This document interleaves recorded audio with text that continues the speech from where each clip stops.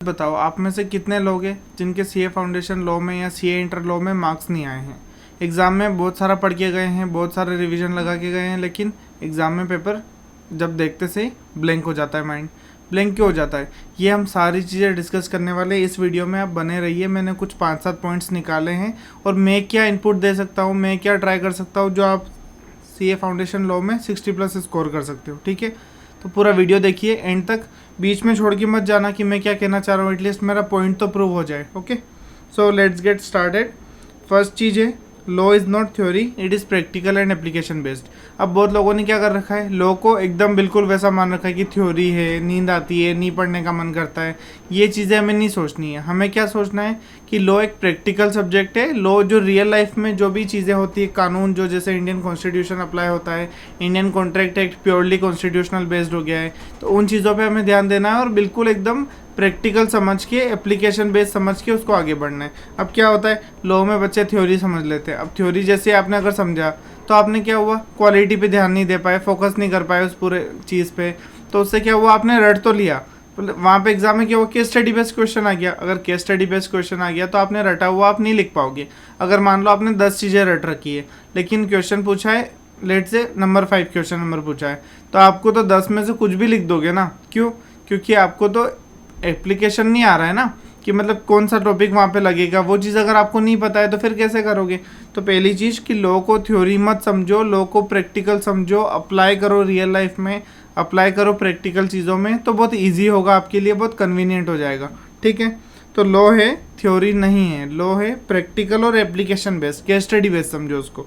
ठीक है, फिर दूसरी चीज़ आती है नो रट्टा लॉजिक से पढ़ाई। मेरे चैनल पे यही चीज़ चलेगी, कभी भी मैं रट्टे लगवाऊंगा ही नहीं। लॉजिक से पढ़ो, हाँ कीवर्ड याद रखो, बेसिक इतना तो रखना पड़ेगा, बट रट्टे लगाने की कोई ज़रूरत नहीं है। लॉजिक से पढ़ो।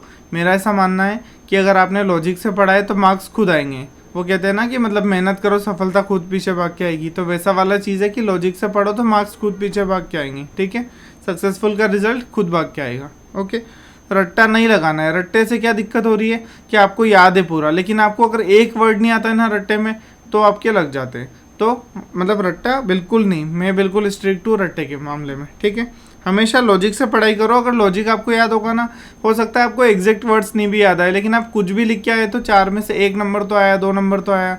अदरवाइज अगर आपने रट्टा लगाया और आपने पहली लाइन में ही कोई वर्ड पे अटक गए तो पूरा सवाल गया, वो पूरा मतलब जो भी आपका मार्क का क्वेश्चन है, 4 मार्क का, 5 मार्क का, सारे में से 0 आ गए। फिर उसके बाद एक और चीज़ क्या है रट्टा लगाने से, कि अगर आप रट्टा लगाते हो ना तो आपको ये क्लिक नहीं होता कि ये वाला टॉपिक कौन सा है। चैप्टर पूरा रट दिया है पर क्वेश्चन कौन सा पूछा है, ऐसा तो नहीं है ना कि चैप्टर का चैप्टर छाप के आना है। वो जो क्वेश्चन पूछे उसी का आंसर करना है, आईसीआई जो क्वेश्चन पूछे उसी का आंसर करना है। ठीक है, तो ऑलवेज प्रेफर कि लॉजिक लगाओ इंस्टेड ऑफ रट्टाफिकेशन। ठीक है, थर्ड चीज़ है आंसर राइटिंग पैटर्न। अब आंसर राइटिंग पैटर्न बोले तो मैं इसमें क्या कहना चाह रहा हूँ, आंसर राइटिंग पैटर्न में हमको एक पैटर्न फॉलो करना है। ये किसके लिए है, ये सिर्फ केस स्टडी बेस्ड के लिए, क्वेश्चन के लिए। 1 मिनट में लिख ही देता हूँ, स्ट्रिक्टली फॉर,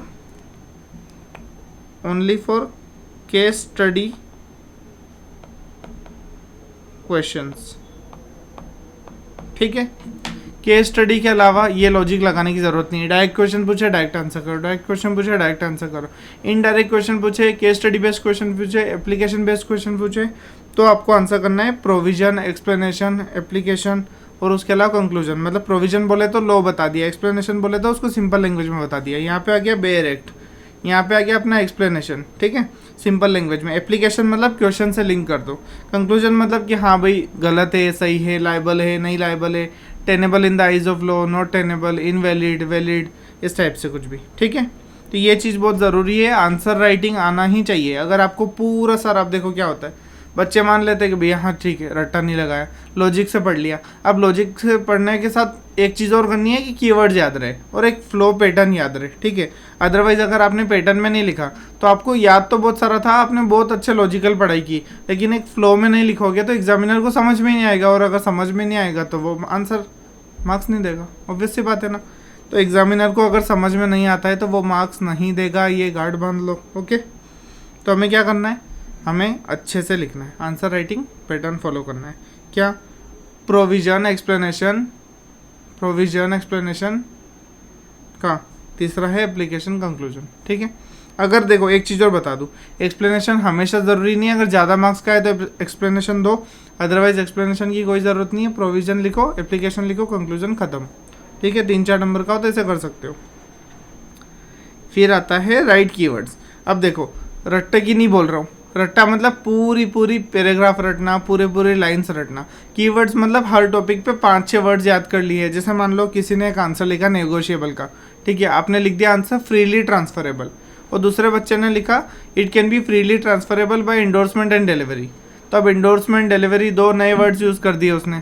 ठीक है, उसके अलावा अब आपने भी फ्रीली ट्रांसफरेबल लिखा था, लेकिन उसने 1-2 वर्ड एक्स्ट्रा कर दिया ना, तो एग्जामिनर पे एक अच्छा इंपैक्ट जाता है कि हाँ इसने पढ़ा है सीरियसली, हाँ इसको वो एग्जैक्ट वर्ड्स आते हैं, तो उससे आपके स्कोर करने के चांसेस इंप्रूव होते हैं। ठीक है, फिर आता है अपना point number 5, practice RTP, MTP, PYQ। Generally मेरे क्वेश्चन बैंक में मैं सारे RTP पिछले, ये तो देखो मैंने एटलीस्ट 5 अटैम्प्ट लिखा है, पर मैं तो May 24 से जब जितने भी अपने अटैम्प्ट बनते हैं 7-8, मैं सारे RTP 6 अटैम्प्ट जो भी बनते हैं, तो मैं सारे RTP, MTP उसमें क्वेश्चन बैंक में इंक्लूड कर लेता हूँ, सो दैट ईजिली हम उस चीज़ को कर पाए। ठीक है, तो RTP, MTP करना बहुत ज़्यादा ज़रूरी है। क्यों? क्योंकि RTP कौन दे रहा है? Revision test paper, ICI। MTP कौन दे रहा है? ICI। PYQ ये तो एग्ज़ाम ही हो गई। ठीक है, अब कोई बच्चा ये भी गजब हो जाता है, कोई बच्चा बोलता है सर 5 अटैम्प्ट की बात करो, 5 अटैम्प्ट में तो मैं एग्ज़ाम में हॉल में बैठा हूँ। अरे भाई पर्सनल नहीं लेना है वो चीज़ को, एग्ज़ाम हॉल में भी बैठे हो ना, तो भी उस टाइम पे वो क्लिक नहीं हुआ होगा, तो एक बार देख लो फिर भी। ठीक है, फिर आता है नेक्स्ट अपना give at least 2 mock test. 2 mock test देने ही देने हैं। क्यों देने 2 मॉक टेस्ट? क्योंकि अगर आपने 2 मॉक टेस्ट यहाँ नहीं दिए तो ICI की एग्ज़ाम में बैठ के एग्ज़ाम हॉल में आप मॉक टेस्ट लिखोगे, बोले तो कि एग्ज़ाम हॉल आपका मॉक टेस्ट बन जाएगा। उसमें अगर आपने अच्छा कर लिया तो वेल एंड गुड, अच्छा नहीं किया तो फिर से एग्ज़ाम देनी पड़ेगी। तो इससे पहले 2 मॉक टेस्ट लिख दो और फिर से एग्ज़ाम से बरी हो जाओ। ठीक है, फिर आता है अपना एक और। अब देखो ये जो मैं आपको बता रहा हूँ कि भैया ऐसे 60+ आप स्कोर कर सकते हो, ये चीज़ें आप फॉलो कर सकते हो, तो एक चीज़ ये भी इंश्योर करो कि भाई मेरा क्या इनपुट है, मैं गाइडेंस के लिए आपके लिए हूँ, मोटिवेशन के लिए आपके लिए हूँ। कुछ भी आपको डाउट हो तो मैंने बोल ही रखा है कि इस नंबर पे आप कॉल, व्हाट्सएप कुछ भी कर सकते हो। ठीक है, पर अब मेरा एडिशनल इनपुट क्या है? तो मेरा एडिशनल इनपुट ये है कि लॉ के मैंने 1 शॉट रिवीजन वीडियोस डाले हैं। कहाँ पे? AJ वर्चुअल्स यूट्यूब चैनल पे। ठीक है, और दूसरी चीज़ कि लॉ के LDR क्वेश्चंस जो है, जो इंपॉर्टेंट क्वेश्चन है, जिनके चांसेस बेटर है, जो past analysis, past previous attempt देखे हैं, RTP वगैरह देखी हैं, तो उनके एनालिसिस से हमने जो बनाए हैं वो CA साहिल मेहता सर के यूट्यूब चैनल पर डाले, मैं उनके साथ भी पढ़ाता हूँ। ठीक है, तो ये मैं आपको एक बार चैनल बता देता हूँ। ये हमारा AJ वर्चुअल CA क्लासेस नाम से चैनल है। ठीक है, तो यहाँ पे हमने अभी क्या किया है, LLP पढ़ लिया है, पार्टनरशिप के यूनिट 1, यूनिट 2, यूनिट 3 तीनों चीज़ें हमने कवर कर ली। अब हम आते हैं अभी हमारी चीज़ पे, या तो मैंने क्या क्या कर दिया है, आपको 1 शॉट रिवीजन वीडियोस वगैरह बना दी है। दूसरी चीज़ मैंने LDR क्वेश्चंस करा दिए हैं। आपको कुछ भी लगे तो आप मुझे कॉल व्हाट्सएप कर सकते हो। एंड एट द लास्ट आप कमेंट करिए। कमेंट क्या? 60+ लोडिंग, 60+ लोडिंग होना चाहिए। 60+ स्कोर करना ही है लॉ में, कर सकते हैं, बहुत इजी है। मैं बैठा हूँ, मैं आपको हेल्प करने के लिए रेडी हूँ। आप भी थोड़ा सा डेडिकेशन दिखाओगे तो अचीव हो जाएगा। कोई बहुत ज़्यादा मतलब ऐसा क्रेजी अचीवमेंट नहीं है, बनते हैं। मेरे खुद के 60 आए थे, फर्स्ट अटेम्प्ट में आए थे, और इजीली स्कोर हो जाता है। कोई ऐसा बहुत वो वाली चीज़ नहीं है। तो अच्छे से स्ट्रेटेजाइज करो, मॉक टेस्ट लिखो, RTP वगैरह देखो, आंसर राइटिंग प्रैक्टिस करो, तो आराम से स्कोर करोगे। ठीक है, तो कमेंट करना मत भूलना, लाइक करना मत भूलना, और अपने दोस्तों को शेयर करो अगर थोड़ा बहुत भी वीडियो हेल्पफुल लगाओ। और हाँ, जो भी रिवीजन वीडियोज़ या LDR क्वेश्चंस में रिवीजन ले रहा हूँ, सेशंस ले रहा हूँ, उनको एक बार आइए देखिए। अगर आपको कुछ डाउट्स वगैरह उसमें आते हैं तो आप मुझसे पूछिए। ठीक है, चलो बाय बाय, थैंक यू।